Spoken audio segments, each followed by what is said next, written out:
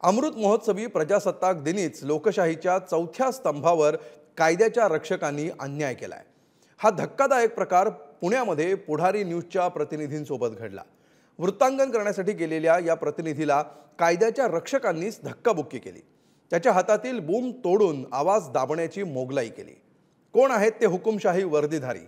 नेमकं पुण्यामध्ये काय घडलं पाहूया या लोकशाहीला लाजवणाऱ्या घटनेचा हा सविस्तर रिपोर्ट।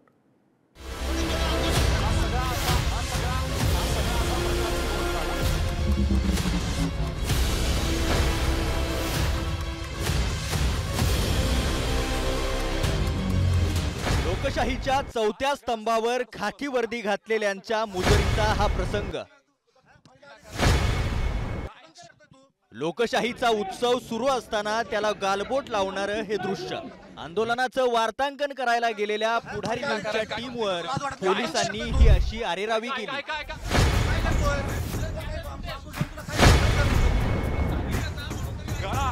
उद्दाम वरिष्ठ पोलीस निरीक्षक बालाजी पांढरे आणि त्यांच्या सहकाऱ्यांचा मस्तवालपणा या दृश्यांमध्ये दिसतोय।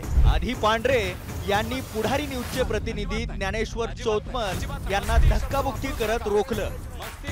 मग त्यांच्या सहकाऱ्यांचा मस्तवालपणा आणखीनच वाढला।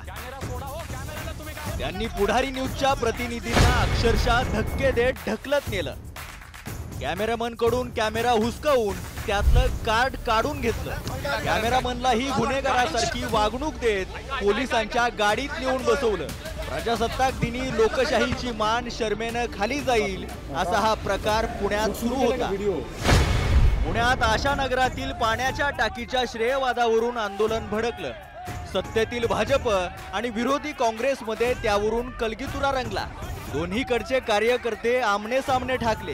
त्यांना आवरण्यात कुचकामी ठरलेल्या पोलिसांनी त्यांचा राग पुढारी न्यूजच्या टीमवर काढला।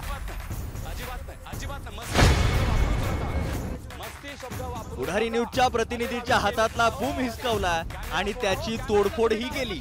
एवढंच नाही तर पोलिसांचा माज एवढा वाढला होता की त्यांनी ज्ञानेश्वर चौतमल यांचा अक्षरशः गळा दाबला। पोलिसांचं हे कृत्य पाहून या पोलिसांपेक्षा गुंड एक वेळ परवडले असं कुणालाही वाटेल। आम्हाला मारहाण का गेली माझा कॅमेरामन निखिल त्याला पोलिसांच्या व्हॅनमध्ये का बसवलं गेलं हा आमचा सवाल आहे। आमच्यासोबत असं गैरवर्तन करण्यामागे काय नेमकं कारण होते आम्ही पोलिसांना विचारलं पण ते त्यांनी आम्हाला सांगितलं नाही। आंदोलन कव्हर करायला आम्ही आलेलो असताना आम्हाला का अडवलं हे आम्हाला पोलिसांनी सांगितलं नाही। याउलट आमच्या दोघांनाही मारहाण केली गेली, आमच्या साहित्याची नासधूस केली गेली। अत्यंत वाईट दर्जाची वागणूक पोलिसांकडून आज अनुभवायला मिळाली। हे खरंच निषेधार्ह आहे। या निमित्तानं सगळे पुण्यातले पत्रकार नवे राज्यभरातून जे फोन येत आहेत आम्हाला समर्थन देण्यासाठी, या सगळ्या यंत्रणेचा निषेध करण्यासाठी जे आमच्या सोबत आहेत त्या सगळ्यांचा आम्ही आभार मानतो। आज सकाळी ज्ञानेश्वर आणि मी काँग्रेसचे एक आंदोलन चालू होतं, त्या आंदोलनाला शूटला गेलो होतो। कॅमेरा वगैरे घेतला, बूम घेतला आणि वॉकथ्रू करायला सुरुवात केली तर काही पोलीस महिला आमच्या मागं सुरुवातीला आल्या। मग ज्ञानेश्वरनं त्यांना प्रश्न विचारला की अडचण काय, तुम्हाला शूट करून द्या का देत नाहीये तुम्ही। त्याच्यानंतर काही सिनियर्स लोकांनी आम्हाला येऊन कॅमेराला पहिल्यांदा धक्काबुक्की सुरुवात केली। बूम काढून ज्ञानेश्वरच्या हातातनं बूम काढून घेतला, बूम खाली टाकून दिला, कॅमेरा काढून घेतला, कॅमेरा घेऊन गेले, कार्ड काढली, कॅमेऱ्यातली कार्ड फॉर्मॅट मारली, मला धक्काबुक्की केली। एखाद्या सराईत गुन्हेगाराला नेतात त्या पद्धतीनं नेऊन पोलीस व्हॅनमध्ये बसवलं। त्यांना मी सांगितलं की काही झालेलं नाही असं, पोलीस व्हॅनमध्ये नेऊन बसवणं इतपत, मात्र पोलिसांनी ऐकलं नाही। हे लज्जास्पद आहे। पोलिसांनी पत्रकारांबरोबर केलेल्या या अपमानास्पद आणि मुजोर कृत्याचे तीव्र पडसाद उमटले।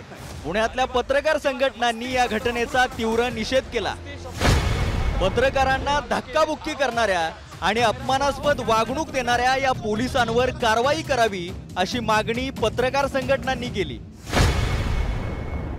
आंदोलन कव्हर करण्यासाठी गेलेल्या पत्रकार आणि कॅमेरामनला रोखण्यासाठी पुणे पोलिसांनी आज ज्या पद्धतीचं गैरवर्तन केलं त्या घटनेचा मी पुणे श्रमिक पत्रकार संघाच्या वतीनं प्रथमतः कडक शब्दात निषेध व्यक्त करतो। ही घटना अत्यंत अशी निंदनीय आणि निषेधार्थ आहेच। पुणे पोलिसांनी संबंधित कर्मचाऱ्यांवर कडक अशी कारवाई करावी अशी पुणे श्रमिक पत्रकार संघाची मागणी आहे। खरं तर पुणे पोलीस आयुक्तांनी याबाबत कारवाईचं आश्वासन दिलेलं आहे, पण मला वाटतं केवळ आश्वासनावर हे होणार नाही तर कारवाई झाली पाहिजे। अन्यथा पुणे श्रमिक पत्रकार संघ रस्त्यावर उतरून आंदोलन करेल आणि त्याचं उत्तर पुणे पोलिसांना द्यावं लागेल। ही दृश्य पाहून पुण्याच्या पोलीस आयुक्तांनीही त्याची गंभीर दखल घेतली। वरिष्ठ पोलीस अधिकारी बालाजी पांढरे आणि त्यांच्या बरोबरच्या पोलिसांनी केलेल्या कृत्याबद्दल पोलीस आयुक्तांनी दिलगिरी व्यक्त केली। पोलिसांच्या या घाशीरामी मानसिकतेचा पुढारी न्यूज निषेध करतोय आणि प्रतिनिधी ज्ञानेश्वर चौतमल याच्या पाठीशी पुढारी न्यूज खंबीरपणे उभा आहे।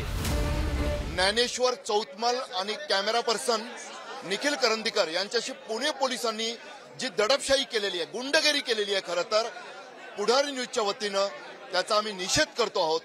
पुणे पोलिसांमधील काही अपप्रवृत्ती, खरं तर यांना घाशीरामी अपप्रवृत्ती म्हटलं पाहिजे, त्यांना न्यायाच्या मार्गानं आम्ही अद्दल घडवल्याशिवाय राहणार नाही।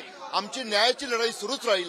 आमचे कॅमेरे फोडून किंवा आमच्या रिपोर्टरशी, आमच्या कॅमेरा पर्सनची धक्काबुक्की करून पोलीस आमचा आवाज दडपू शकणार नाहीत।